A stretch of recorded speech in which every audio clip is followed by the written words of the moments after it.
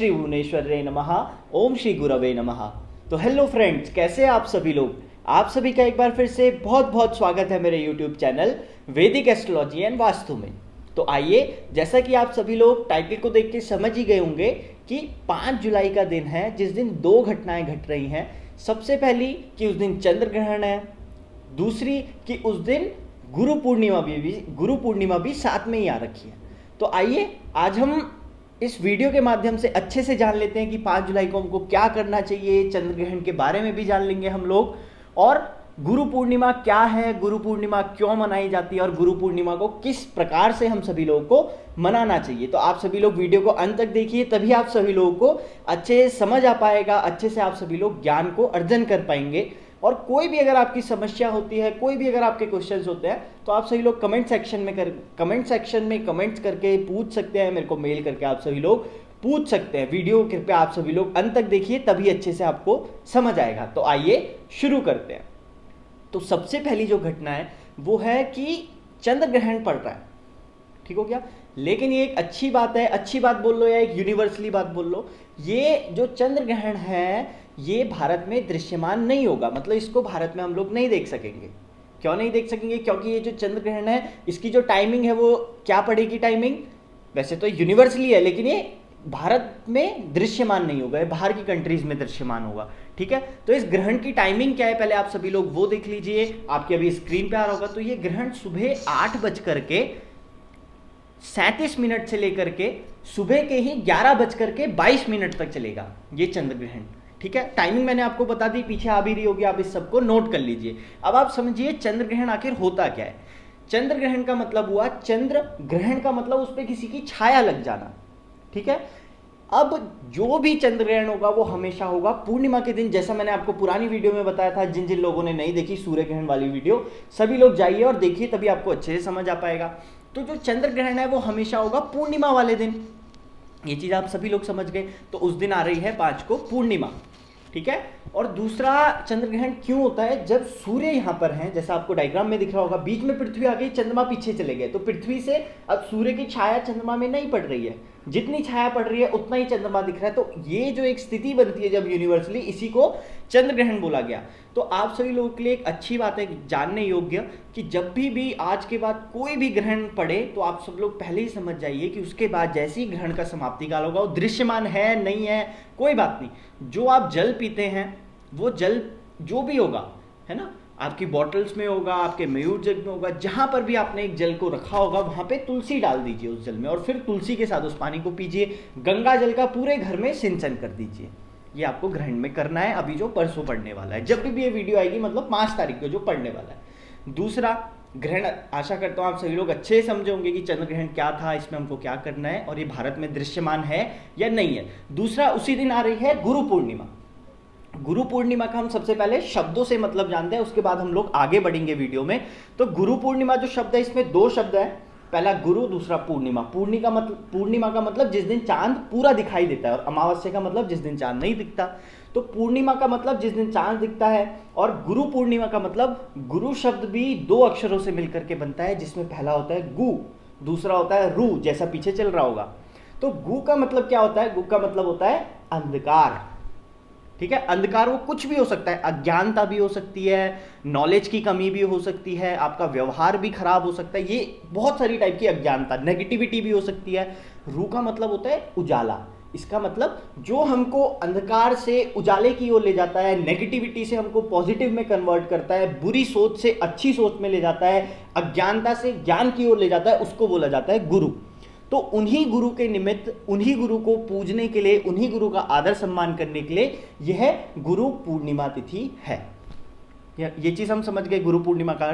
दूसरा, गुरु पूर्णिमा का जो दूसरा नाम है वो क्या है? व्यास पूर्णिमा। ऐसा माना जाता है कि वेद व्यास जी की उत्पत्ति भी इसी दिन हुई थी, इसलिए इसका दूसरा नाम रख दिया व्यास पूर्णिमा, ठीक है। अब गुरु पूर्णिमा कब आती है वो अगर हम लोग जानेंगे, तो गुरु पूर्णिमा हमेशा आपको आषाढ़ मास में मिलेगी।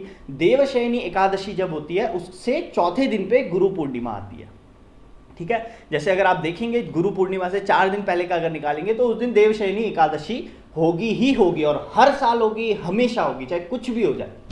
ये चीज़ भी हम समझ गए। एक और जानने वाली बात, अगर आप सभी लोगों ने पृथ्वी का जो बाहर से यूनिवर्सली एक चीज़ है, मैप जिस टाइप को आप बोल लीजिए, जिसमें हम लोग देखते हैं कि एक इक्वेटर है, इक्वेटर के ऊपर लैटिट्यूड लॉन्गिट्यूड, ये सब चीज़ें अगर आपने पढ़ी होंगी, भूमध्य रेखा वगैरह, तो आप समझ जाएंगे उत्तरी गोलार्ध और दक्षिणी गोलार्ध क्या होता है। तो जब सूर्य उत्तरी गोलार्ध से हट करके दक्षिणी गोलार्ध पे आते हैं, उसके बाद जो पूर्णिमा तिथि पड़ती है, वह पूर्णिमा तिथि गुरु पूर्णिमा की तिथि होती है। ठीक है, अब आप सभी लोग जान चुके हैं गुरु पूर्णिमा का अर्थ, गुरु पूर्णिमा कब आती है, लेकिन गुरु पूर्णिमा को हमको सेलिब्रेट कैसे करना चाहिए। गुरु पूर्णिमा एक इतना बड़ा त्यौहार है, सबसे बड़ा त्यौहार क्यों है, क्योंकि आपने दोहा पढ़ा होगा कि क्या बोला था कि गुरु गोविंद दो खड़े काके लागो पाए, बलिहारी गुरु आपने गोविंद दियो मिलाए, कि आगे पे गुरु जी हैं और भगवान है, तो अब किसके पैर मेरे को पड़ने चाहिए, लेकिन उन्होंने क्या किया, गुरुजन के पैर पड़े। क्यों? क्योंकि गुरु ने ही मेरे को अज्ञानता से निकाल के, गुरु ने ही मेरे को नेगेटिव चीजों से निकाल करके ज्ञान दिया कि कोई भगवान भी है, इसलिए उन्होंने जाकर के पहले गुरु जी के पैर पड़े। ये चीज हम समझ गए। दूसरा, एक इंसान को हमेशा आगे बढ़ाने के लिए गुरु जी का हाथ होता है, जैसे हमारे ऊपर भी एक गुरु जी का हाथ है, आप लोगों के ऊपर भी अपने अपने गुरुजनों का हाथ है। तो हो सके नहीं, आपको जाना ही जाना है, अपने गुरुजी से उस दिन बात करिए। अगर नहीं हो सकती बात, थोड़ा उनका बिजी शेड्यूल है, तो उनकी जो तस्वीर है, उनकी जो छाया चित्र है, उनकी जो फोटो है, उसको आगे रख करके जो भी आपको गुरु मंत्र मिला होगा, जो भी आपके गुरुजी का दिया हुआ आपको मंत्र होगा, दीक्षा होगी, उसका आप पाठ कीजिए। जितना हो सके उतना पाठ कीजिए, जितना हो सके उतनी प्रेयर कीजिए कि हे भगवान, हमको भी स्वस्थ रखना, हमारे गुरुजी को भी स्वस्थ रखना, हमारे गुरुजनों को भी स्वस्थ रखना।